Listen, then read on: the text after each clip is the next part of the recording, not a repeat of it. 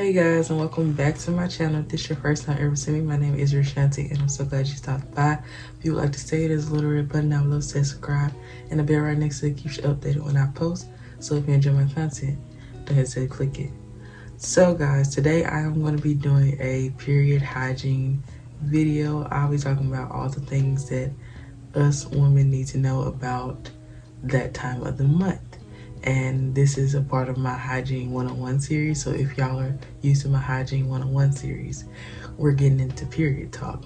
And I did a period video a while ago, but I didn't really get into the details of all the maintenance that you have to do during that time of the month. So this is what this video is going to be about.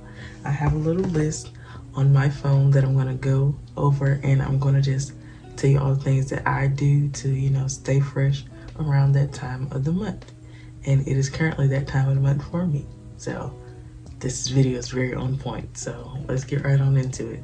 The first thing that you need to do before you do anything else, listen to me, before you do anything else, is you need to be showering 2 to 3 times a day.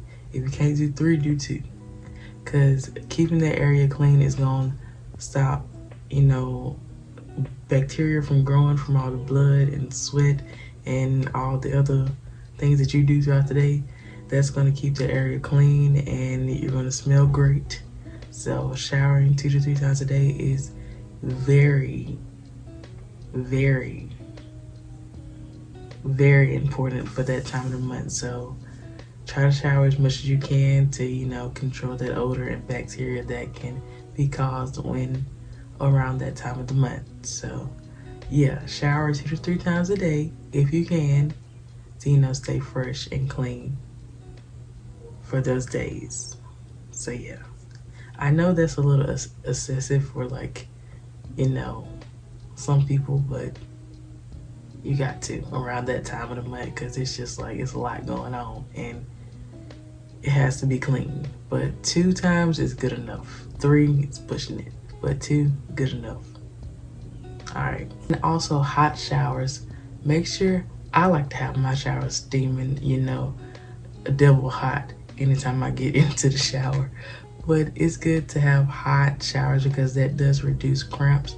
So when you get in there, make sure the water is hot, and it's gonna alleviate that pain a little bit during the shower as well. So make sure it's hot. That helps wonders. Okay.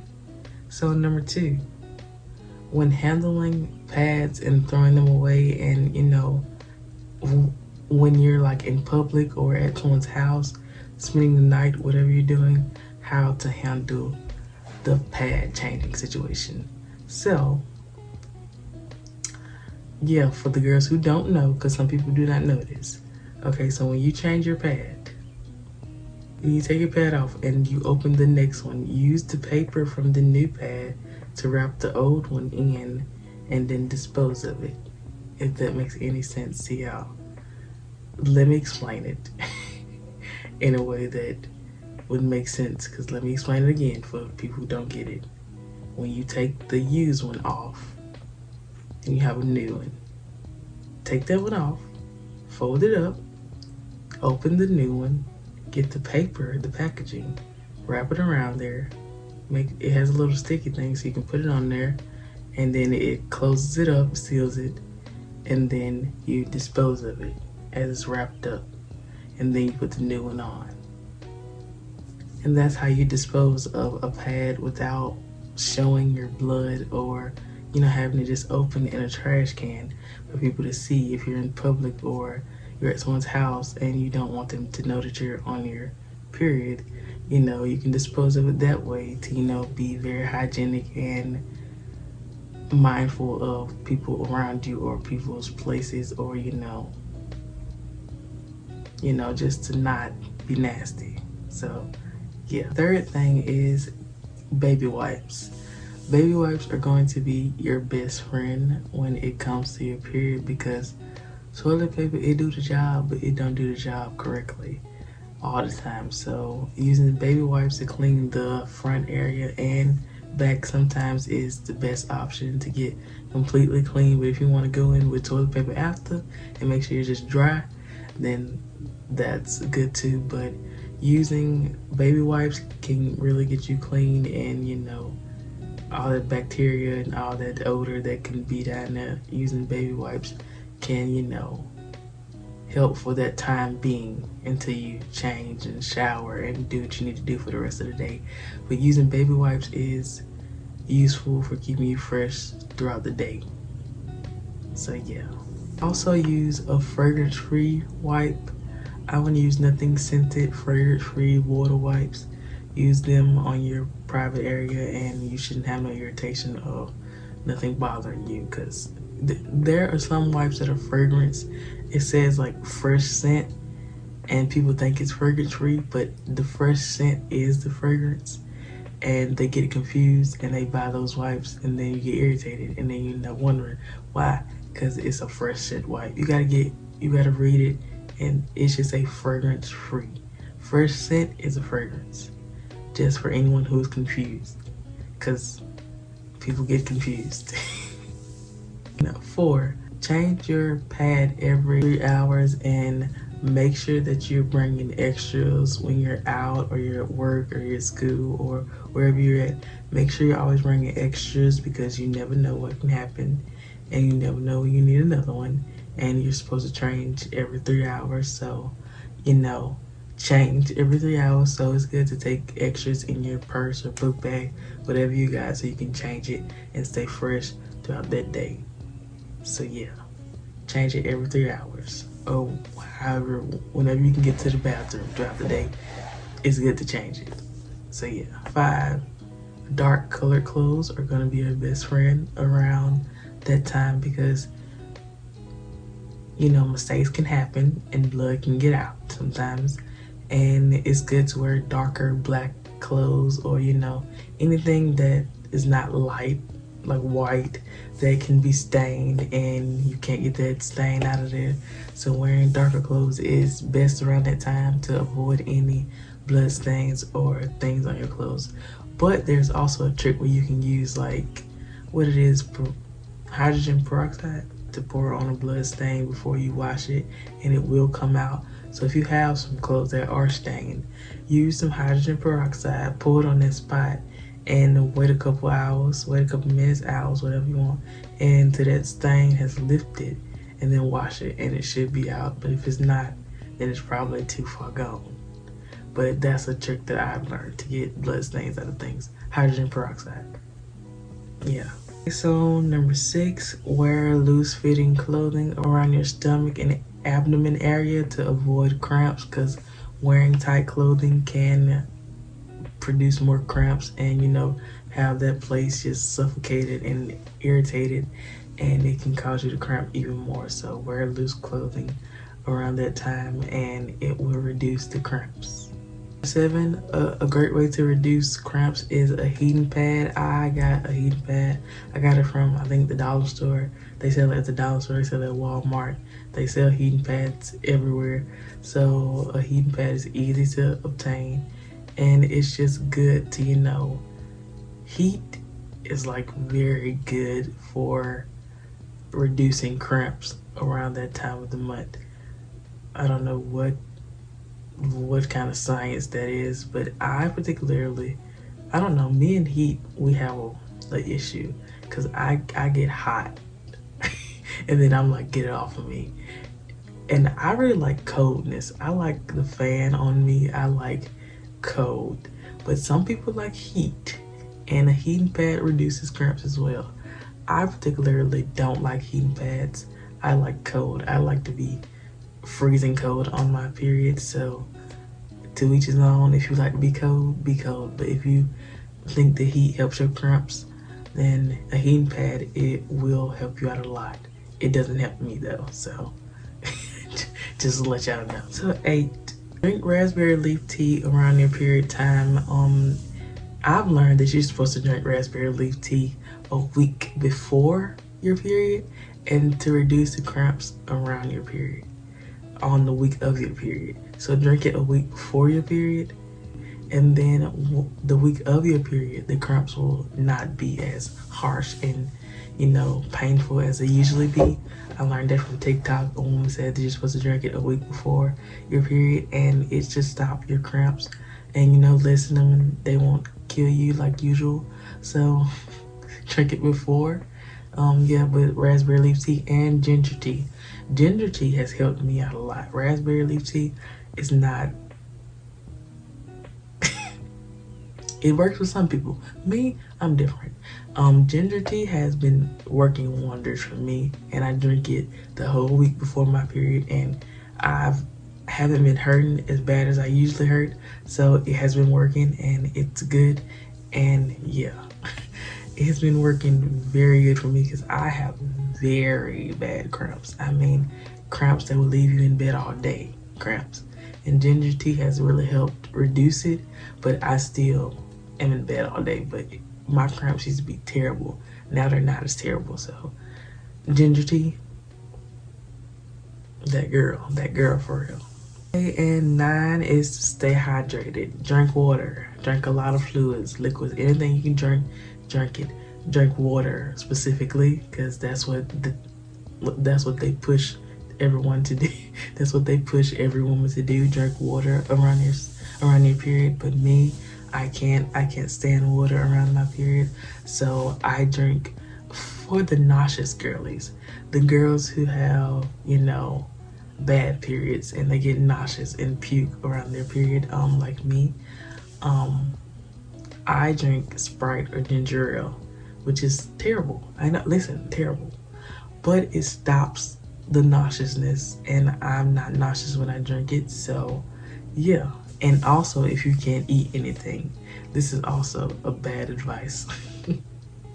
This is also bad advice. So my go-to period combo is a Sprite and Airheads, the candy, the strips. Airhead, like the flat strips, not like the sour kind. The flat, like flavor strips. You open it, yeah. Those and Sprite are the only two things that I can consume around my period that stops the nauseousness, and I eat something so I don't starve to death. So yeah, that's my period combo. And if you see me with a Sprite and Airheads, don't come near me. That's all I gotta say. Like, don't take any steps next to me, because you know what time it is. So yeah. 10, if you don't have a period tracker, get a period tracker. If you don't know when your period starts, or when you're ovulating, or when the week before your period is, or anything that you need to know about your period, get a period tracker. It's on your app store. Just type in period tracker, and you can use Flow. I have Flow and Stardust. Stardust is like a moon, like very earthy type of kind of period tracker that I like to use. But I also use Flow because Flow is very easier and easy to manage, and it gives you all the details that you need and more. So Flow is a good app for younger girls to really understand. But Stardust is for my spiritual girlies who like to track their periods by moons, and it's just a real girly spiritual app that I also have alongside Flow. I have both. And I think Stardust is very more accurate than Flow, because every day that Stardust says I'm gonna start my period, I started when they say. Every day they said Flow, I'm gonna start my period, I usually don't. So Stardust is very more accurate than Flow. So yeah. But Flow, I think, is better for younger girls who don't really know everything like that. Flow is the best option to start with, and it's the best one to me.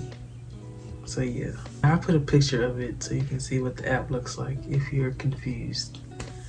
11, at night, pads to use. Let's get on the pads to use. They have overnight pads that are the very long, pads. I don't have them right now because I didn't buy none recently. But the overnight pads are good if you are scared of getting your sheets bloody, or you move a lot in your sleep and you don't want nothing on your bed. Overnight pads are literally heaven sent, and you can wear them up to 8 hours and you can sleep and you don't have to worry about making a mess.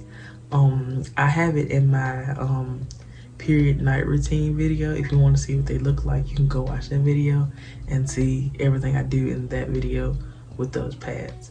But yeah, but for daytime, I still get the level 5 because your girl heavy. but I use these are also long, but they're skinnier and you won't notice them. So these are the day option, but I get the thicker night ones for nighttime. But these are the more, and I can show you the packaging, how they look.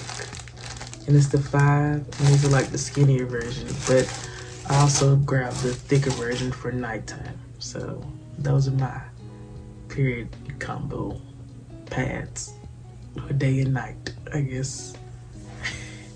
12 is to get some rest and sleep and lay down and not do anything and just recover, because periods are terrible and they hurt, and trying to be productive on a day that you're hurting is very terrible, and I feel like very dehumanizing for women. Even if you have to go to work, I feel like we shouldn't have to on our first day of our period, honestly, and we should have excuses for periods for women, but we don't. So if you do have the day off or time to relax, take that time and, you know, rest and recharge, and don't do too much because it hurts.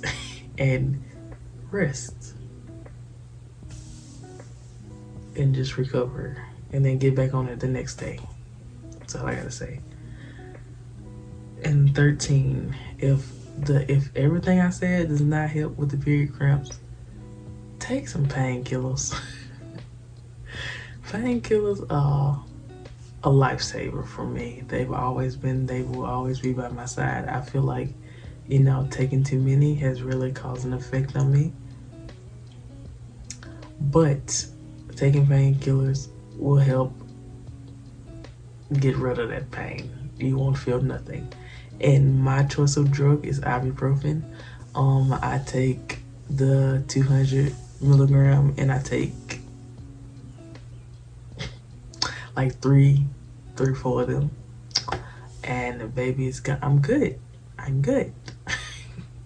Take 3, 4 of them. So it's like basically 2, 4, 6, 8. It's almost like if you prescribe the 8 milligram ibuprofen from a doctor, you can do like 4 of the store-bought ibuprofen, and it works just as well. I've been doing that for quite some time and it works.